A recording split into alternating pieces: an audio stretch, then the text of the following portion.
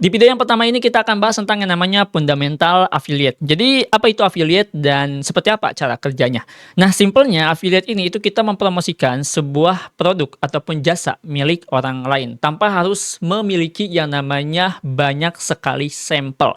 Cukup satu sampel ataupun satu barang aja kita bikin konten tanpa bikin toko, itu kita bisa dapat komisi. Nah, kurang lebih sesimpel itu.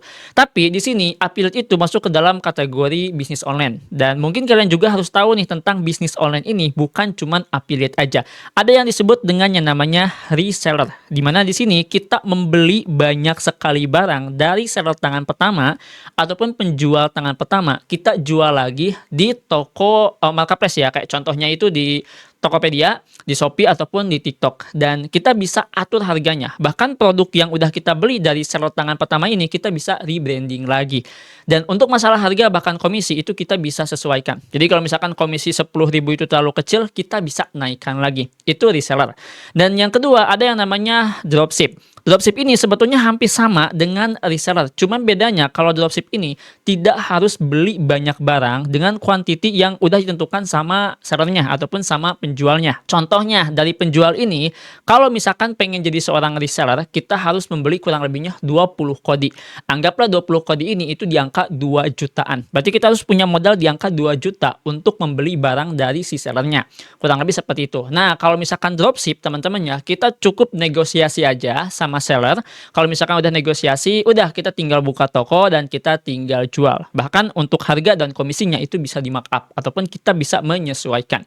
Dan affiliate ini beda sama dropship dan reseller, di mana kita cukup punya satu barang, misalkan barangnya itu barang ini ya, kita jual dengan konsepnya konten tanpa harus bikin toko. Tapi masalah harga dan komisi itu tidak bisa kita atur, karena yang ngatur dan yang di kontrolnya itu hanya dari si penjualnya. Jadi ya udah, kalau misalkan kita dapat komisi 5%, kita dapatnya komisi 5%. Kalau misalkan 10% ya udah dapatnya itu 5%-an.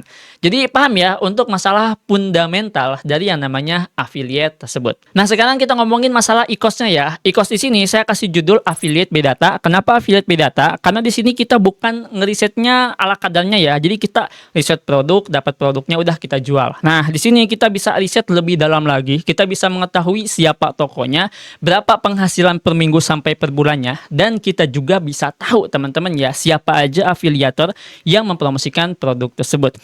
Dan simpel aja di sini saya akan kasih 3 materi simpel teman-teman ya. Nah, 3 materi simpel ini adalah 3 materi umum yang nantinya bisa teman-teman maksimalkan untuk bisa mendapatkan winning produk ataupun winning content. Apa aja itu materinya?